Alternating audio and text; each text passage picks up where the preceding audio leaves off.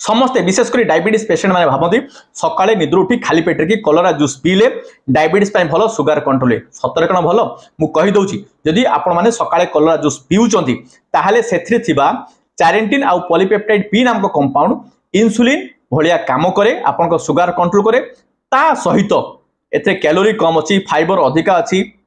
आपनकर भूक कम लागिबो weight reduction हबो एथरे विटामिन सी जिंक नामक कंपाउंड अछंती अदर एंटीऑक्सीडेंट अछंती जो माने आपनकर immunity बढ़ाइबे skin health बढ़ाइबे vision बढ़ाइबे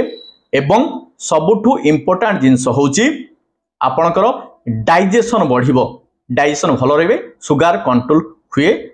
sugar बढ़े ना डायबिटीज पेशेंट में भल किंतु केमिति पीबे केमिति तैयारी करिवे 3 टू 4 कलरा को आपण माने जूस करिकी मैक्सिमम 50 रु 100 ml पानी से मिसेबे से जूस को प्रतिदिन सकाळे खाली पेट रे पीबे एवं हेल्दी रहिबे। Thank you.